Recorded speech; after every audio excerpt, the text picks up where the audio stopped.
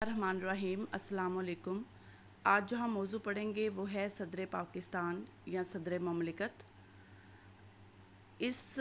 मौजू को पढ़ने के बाद हम ये देखेंगे, ये पढ़ेंगे और ये मालूम कर सकेंगे कि किस तरह पाकिस्तान की आइनी तारीख़ के अंदर बारहा सदर को या तो बाइख्तियार बनाया गया या फिर सदर के पास जो थे वो बराए नाम इख्तियारात थे।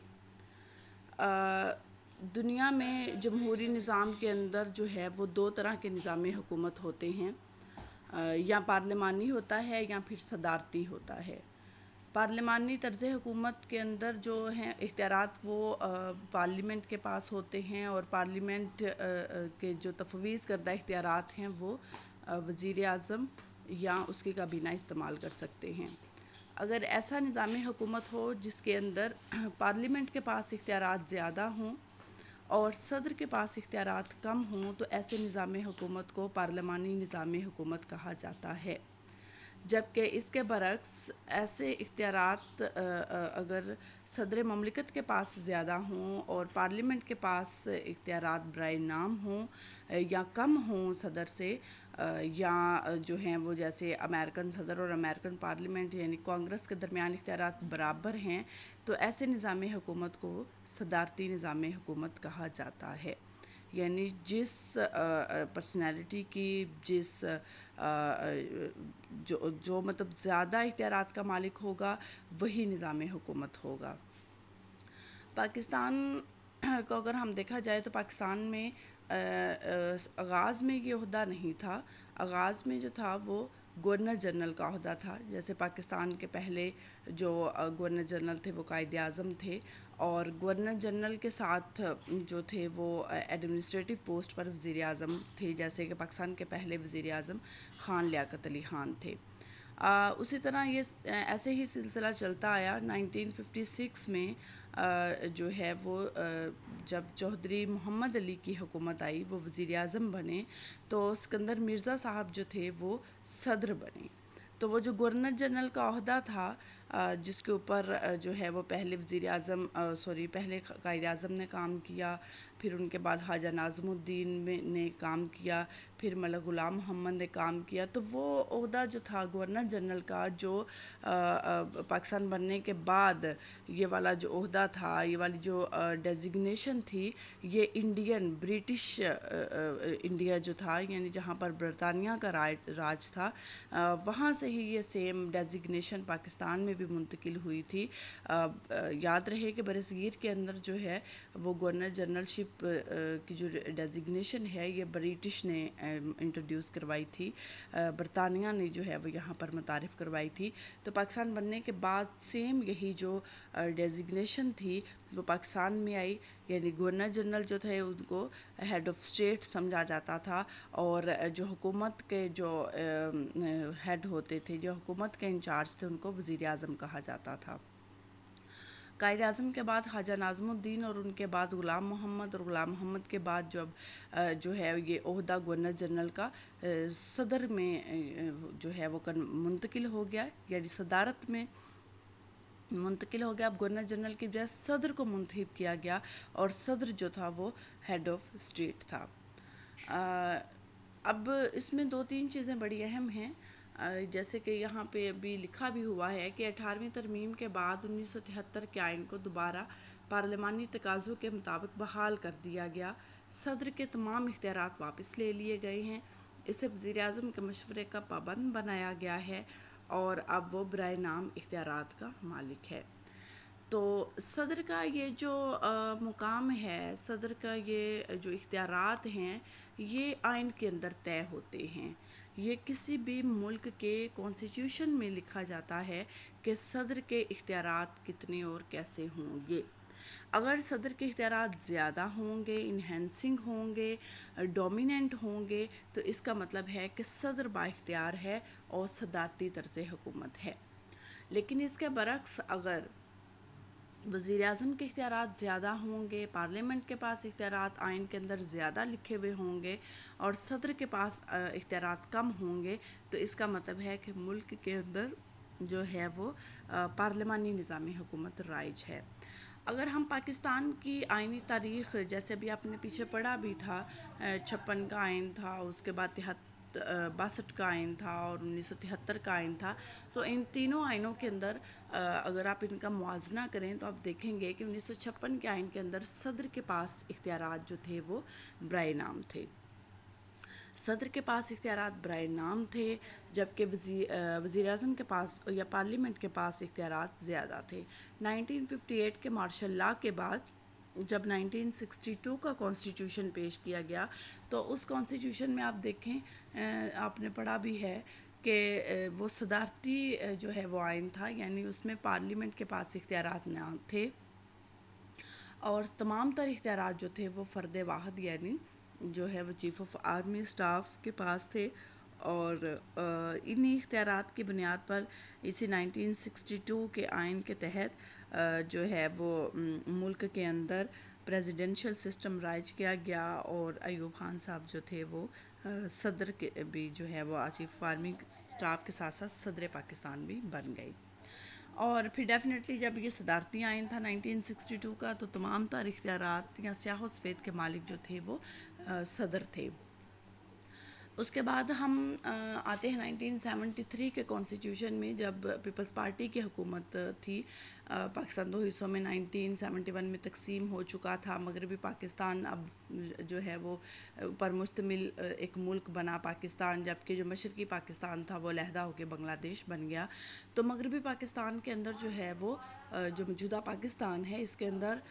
پیپلز پارٹی کی حکومت قائم ہوئی. اور چونکہ سویلین حکومت آئی تھی، تو اس لیے اختیارات جو تھے وہ پارلیمنٹ کو منتقل ہو گئے. وزیر اعظم جو تھے وہ ذوالفقار علی بھٹو تھے، اور 1973 کا جو آئین تھا وہ پارلیمانی آئین تھا، یعنی اختیارات جو ہے وہ وزیر اعظم اور پارلیمنٹ کو منتقل ہوئے، اور صدر جو تھے وہ کہ برائے نام تھے، اور جو ہے ان کے پاس اختیارات نہ ہونے کے برابر تھے. اس کے ساتھ ساتھ جب ہم آگے جاتے ہیں 1977 کے مارشل لاء کی جانب، یعنی جو ہے وہ جنرل ضیاء الحق کے مارشل لاء کی جانب، تو انہوں نے جب ملک کے اندر مارشل لاء لگایا تو 1985 میں انہوں نے 1973 کے آئین کے اندر ایک آٹھویں ترمیم کی. اس آٹھویں ترمیم کے جس کو ہم 58(2) بھی کہتے ہیں،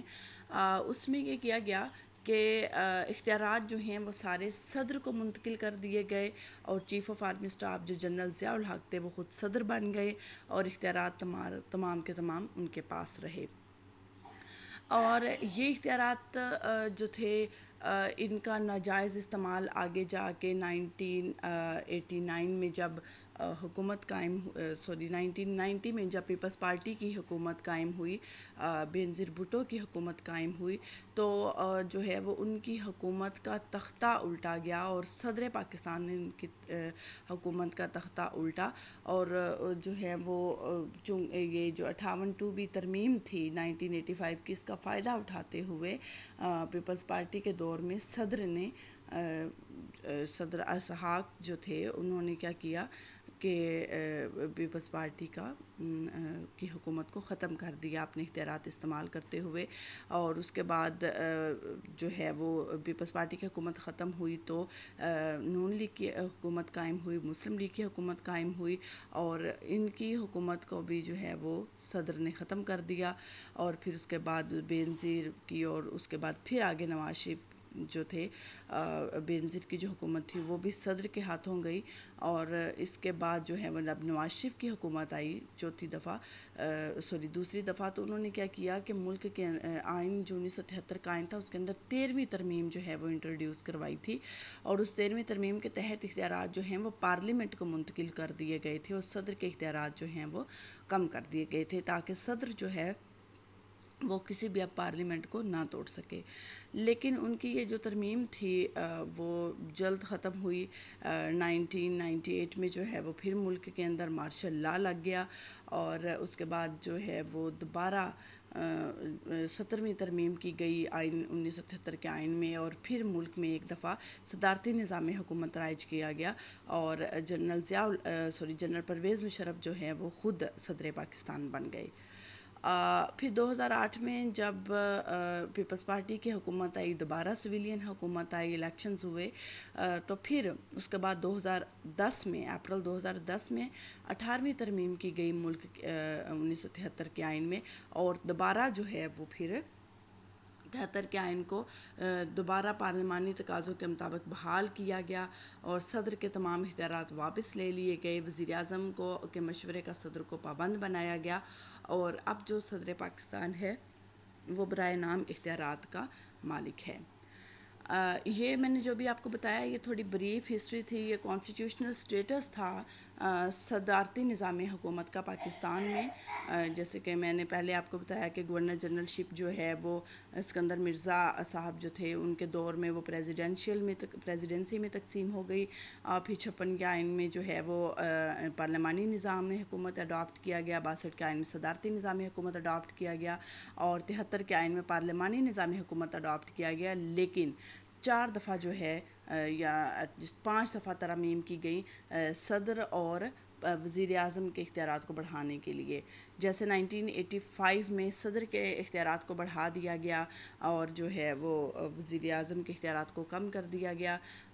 اس کے بعد نواز شریف کے جو ٹینیور تھا 13ویں ترمیم میں، اس میں کیا کیا گیا کہ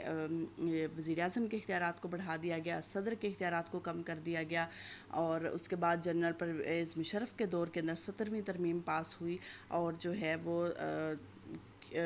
وہ ملک میں پھر صدارتی نظام حکومت کو رائج کر دیا گیا اور پارلیمنٹ کے اختیارات کو کم کر دیا گیا۔ اسی طرح 2008 میں جب حکومت آئی سویلین تو 2010 میں دوبارہ ترمیم کی گئی اور دوبارہ جو ہے وہ اختیارات پارلیمنٹ کو منتقل کیے گئے۔ تو یہ ایک بریف کانسٹیٹیوشنل ہسٹری تھی اباؤٹ پریزیڈنشیل اسٹیٹس۔ اب ہم باقاعدہ طور پر جو 1973 ہے اس کے آئین میں جو صدر مملکت کی اہلیت اور جو دیگر اس کے اختیارات ہیں وہ ہم پڑھیں گے، لیکن اب آپ نے یہ ذہن میں رکھنا ہے کہ 1973 کے آئین کے تحت صدر کے پاس اختیارات برائے نام تھے، ٹھیک ہے، اور جو ہے وہ ضیاء الحق کے دور میں بڑھائے گئے اختیارات، پھر نواز شریف دور میں کم کیے گئے اختیارات، پھر مشرف کے دور میں بڑھائے گئے، لیکن آج کل جو ہیں وہ پھر 2010 سے صدر کے اختیارات کم ہیں، اور یہی تقاضا ہے 1973 کے آئین کا۔ یعنی اب جو ہم آگے صدر مملکت کی اہلیت یا اختیارات پڑھیں گے وہ برائے نام صدارتی اختیارات ہیں، اور یہ 1973 کے آئین میں جو ہیں وہ مینشن ہیں۔ تو اب جو ہم پڑھیں گے وہ ہے اہلیت۔ 1973 کے آئین کے تحت صدر کے لیے مسلمان ہونا ضروری ہے، صدر کی عمر 45 سال سے کم نہ ہو، وہ قومی اسمبلی کا رکن ہونے کا اہل ہو، وہ حکومت کے کسی منافع بخش عہدے پر فائز نہ ہو یعنی سرکاری ملازم نہ ہو، وہ ذہنی اور جسمانی طور پر کسی عدالت نے اس کو مفلوج قرار نہ دیا ہو۔ تو یہ 5 ایسی معیار ہیں جن کے اوپر صدر کوئی شخص اگر پورا اترتا ہو تو وہ پریزیڈنشل الیکشنز میں حصہ لینے کا اہل ہو سکتا ہے۔ نمبر 2 پہ جو انتخابی طریقہ کار جو ہے وہ 73 کے آئین میں متعارف کروایا گیا صدر پاکستان کے انتخاب کا، وہ یہ تھا کہ جی پاکستان میں صدر کا انتخاب کون کرتا ہے؟ کہ انتخابی ادارہ کرتا ہے۔ وزیر اعظم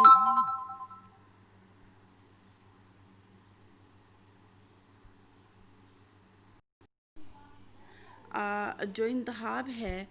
صدر کا وہ ایک الیکٹورل کالج کرتا ہے، جبکہ ہم نے دیکھا کہ پارلیمنٹ کے جو اراکین ہیں ان کا انتخاب عوام جو ہیں وہ خود براہ راست انڈائریکٹ جو ہے وہ ڈائریکٹ الیکشنز کے ذریعے کرتے ہیں، بلا واسطہ طور پر کرتے ہیں پارلیمنٹیرینز کا انتخاب، اور پھر پارلیمنٹیرینز جو ہیں وہ آگے اپنے میں سے وزیر اعظم کو منتخب کرتے ہیں۔ لیکن اس کے برعکس اگر صدر پاکستان کو منتخب کرنے کا جو طریقہ کار ہے وہ یہ ہے کہ ایک انتخابی ادارہ جو ہے وہ صدر پاکستان کو منتخب کرے گا، اور اس انتخابی ادارے کے جو اراکین ہیں ان میں پارلیمنٹ کے دونوں ایوان یہاں پر شامل ہیں، سینٹ اور قومی اسمبلی، اور اس کے علاوہ تمام اراکین اور صوبائی اسمبلیوں کے اراکین شامل ہیں۔ یعنی پارلیمنٹ یعنی سینٹ اور قومی اسمبلی کے تمام اراکین اور صوبائی اسمبلیاں یعنی پاکستان کے چاروں صوبوں کی جو صوبائی اسمبلیاں ہیں وہ صدر پاکستان کو منتخب کرتی ہیں۔ 1985 کی 8ویں ترمیم سے قبل صدر کا چناؤ صرف پارلیمنٹ کے دونوں ایوان کرتے تھے، یعنی سینٹ اور قومی اسمبلی، لیکن 1985 کی ترمیم جو ہے اس کے بعد پارلیمنٹ کے ساتھ ساتھ صوبائی اسمبلیاں بھی صدر کے انتخابی ادارے میں شامل ہیں۔ اور جب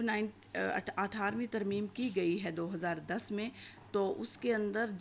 یہ جو طریقہ کار ہے کہ جی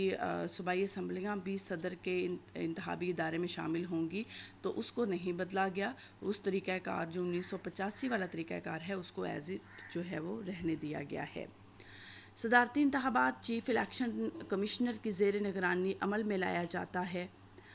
چیف الیکشن کمشنر ہی تاریخ، مقام اور وقت کا تعین کرتا ہے اور پریزائڈنگ آفیسر کے فرائض سر انجام دیتا ہے۔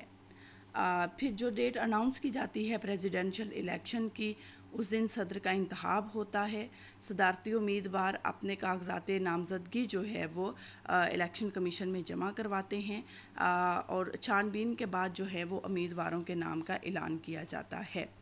چیف الیکشن کمشنر ہی اسپیکر قومی اسمبلی کو اس بات پر آمادہ کرتا ہے کہ وہ اسمبلیوں کا اجلاس طلب کرے، اور جو ہے اس کے لیے رائے دہی کا خفیہ طریقہ اپنایا جاتا ہے، یعنی سینٹ اور قومی اسمبلی میں جو منتخب نمائندے ہیں وہ خفیہ رائے دہی یعنی 2 بیلٹ باکس پڑے ہوتے ہیں، اور وہاں پر وہ جا کر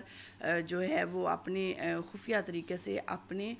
پسندیدہ امیدوار کے جو انتخابی نشان ہے اس پر تھمب کا سائن جو ہے وہ لگاتے ہیں، تھمب اپنا امپریشن دیتے ہیں، اور اس کے بعد وہ اس ووٹ کو جو ہے وہ بیلٹ باکس میں ڈال دیتے ہیں۔ اور اس کے بعد پھر گنتی کا مرحلہ آتا ہے۔ قومی اسمبلی اور سینٹ میں تو گنتی آسانی سے ہو جاتی ہے اور پتہ چل جاتا ہے کہ کون شخص جو ہے وہ لیڈ کر رہا ہے پریزیڈنشل الیکشن میں۔ لیکن صوبائی طریقہ کار جو ہے وہ تھوڑا سا مختلف ہے، کیونکہ چاروں صوبائی اسمبلیوں کے جو اراکین ہیں ان کی تعداد برابر نہیں ہے۔ جیسے صوبہ پنجاب جو ہے وہ بڑا صوبہ ہے، تو اس کے جو صوبائی اسمبلی کے جو ممبرز ہیں، ایم پی ایز جو ہیں ان کی تعداد زیادہ ہے۔ اس کے بعد جو ہے وہ سندھ کی آبادی کے لحاظ سے صوبائی اسمبلی میں ہیں ان کی جو نشستوں کا ہے، اور اس کے بعد جو ہے وہ خیبر پختونخوا اور سب سے کم آبادی والا صوبہ جو بلوچستان ہے، تو وہاں پر صوبائی اسمبلی کی نشستیں بھی کم ہیں۔ لیکن اب یہ ہوتا ہے کہ یہ نہیں کیا جا سکتا کہ اگر کوئی امیدوار جو ہے وہ صوبہ پنجاب سے ہے اور وہ ساری نشستیں وہ جو ہے وہ صحیح بیلنس ووٹ لے لے پارلیمنٹ سے، اور پھر وہ اس کے بعد صوبہ پنجاب کے جو کہ سب سے زیادہ سیٹیں ہیں تقریباً 371 سیٹیں ہیں، اور وہ ساری کی ساری جیت لے اور دوسرے صوبوں سے اس کو کوئی ووٹ نہ ملے اور پھر وہ پریزیڈنٹ بن جائے، تو ایسے نہیں ہوتا۔ ایسا اس کو ایک صحیح تناسب کا اصول کہا جاتا ہے، ایک بیلنسنگ ووٹ کہا جاتا ہے، کہ اگر بالفرض صوبہ پنجاب کے اسمبلی کے ووٹ جو ہیں وہ 371 ہیں اور صوبہ بلوچستان کے اسمبلی کے ووٹ جو ہیں وہ 65 ہیں، تو اب 371 اور 65 اور اس کے درمیان جو ہے وہ صوبہ سندھ اور صوبہ خیبر پختونخوا، ان سب کے ووٹوں کو ایکول گنا جائے گا۔ مثال کے طور پر اگر ایک پریزیڈنٹ جو ہے وہ اس کے لیے صوبوں سے 100 ووٹ ملتے ہیں، تو 25 اس کو ووٹ صوبہ پنجاب سے ملیں گے، چاہے اس کی نشستیں جو ہیں وہ 371 ہیں۔ 25 ووٹ جو ہیں وہ اس کو خیبر پختونخوا سے ملیں گے، چاہے اس کی نشستیں بلوچستان سے زیادہ ہیں، اور 25 ووٹ ہی اس کے گنے جائیں گے صوبہ سندھ سے، چاہے اس کے ووٹ اس سے زیادہ ہوں۔ یعنی کہ ان چاروں صوبوں کی جو ہے وہ ایکول نمائندگی ہوگی۔ ان چاروں صوبوں کے جو ووٹ ہیں ان کو ایک جتنا تصور کیا جائے گا، اور ان میں سے جو جو صدارتی امیدوار زیادہ ووٹ لے جائے گا وہ صدر بنے گا۔ اب یہ جو طریقہ کار ہے فردر ہم اس کو انشاءاللہ اگلے لیکچر میں پڑھیں گے کہ اس کو جو ہے یہ جو اصول تناسب ہے یہ کس طرح سے صدارتی الیکشن کے اندر جو ہیں وہ سیٹس جو ہیں وہ صوبوں کے درمیان کنورٹ ہوتی ہیں، تقسیم ہوتی ہیں، کس فارمولہ کے تحت جو ہے وہ صوبائی جو اسمبلیاں ہیں وہ الیکشنز میں حصہ لیتی ہیں، صدارتی الیکشنز میں. تو یہ ایک پورا پروسیجر ہے جو ہم انشاءاللہ کل پڑھیں گے. آج ہم نے صرف جو ہے وہ اتنا ہی پڑھا ہے کہ ہمیں سمجھ آ جائے کہ مختلف جو آئینی تاریخ ہے پاکستان کی، مختلف ادوار ہیں، اس کے اندر صدر مملکت کی کیا حیثیت رہی ہے. تو اپنے فیڈ بیک جو ہے وہ ضرور دیجیے گا اور اپنا بہت خیال رکھیے گا. اللہ حافظ.